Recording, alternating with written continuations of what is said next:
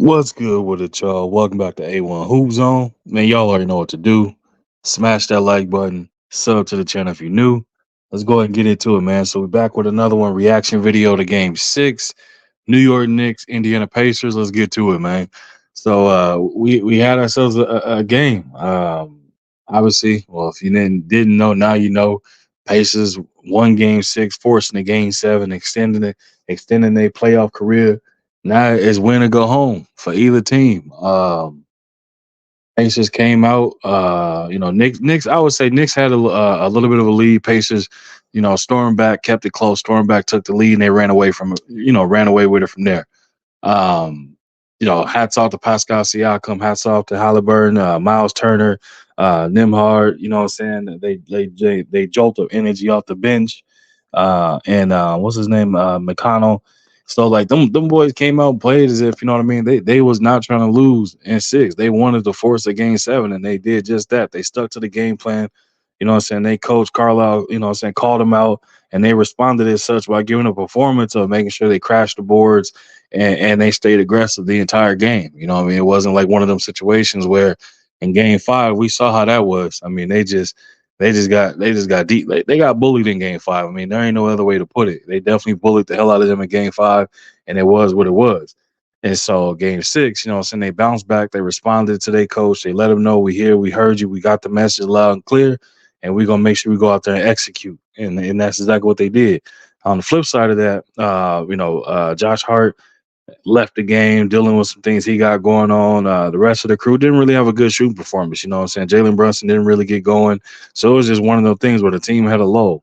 But obviously going back to New York, you know what I mean? We know it's going to be the Garden going to be rocking and rolling, man. And the Knicks going to play right out their energy.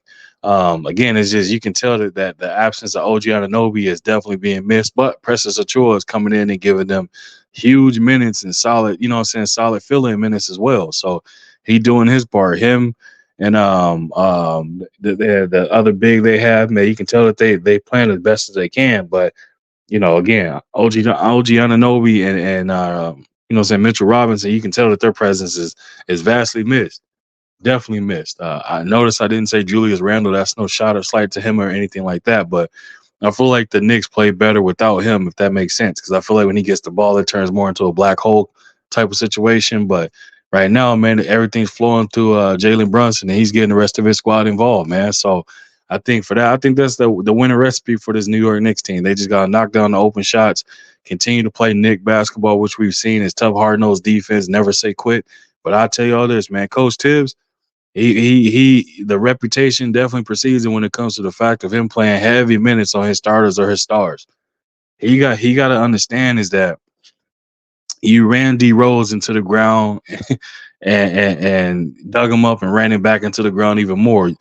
Careful with what you're doing with Jalen Brunson, Josh Hart, and David Chances. Like careful with your stars not overdoing it when it comes to that. I understand, you know what I'm saying, trying to maintain or manage the game within and all that, but he gotta be able to go a little bit deeper into his bench, man. Like I don't know, like I'm watching it and I'm just watching how Jalen Brunson is laboring, at times and things like that, man. And he gotta definitely coach smarter with making sure that his stars are getting the appropriate rest so they can get maximize their production while they out there. Because if you can play them the entirety of the game, man, and they ain't getting none, you just put more wear and tear on their body. So Coach Tibb got to figure that out, man. Otherwise, you're gonna see them exit in the playoffs, or you potentially, and again, I'm knocking on wood here, or you can see, what I'm saying, they star player going down with, some type of injury of some sort. Which again, I definitely don't want to see nothing like that happen. But what I'm saying is that Coach Tibbs got to coach smarter when it comes to making sure that his players are getting rest.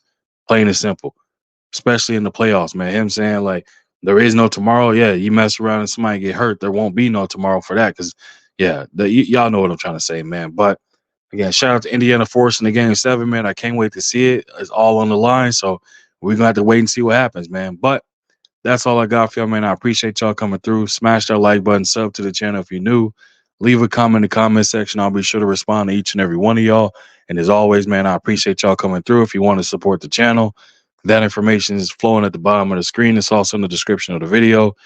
Also, you can leave a super thanks. If you don't know what that is, hit that like button. Look about four icons over to the right. You'll see where it says thanks. click that, follow the instructions. You can support the channel that way, man. But again, I appreciate y'all coming through, and I'll be back at y'all at another one, man.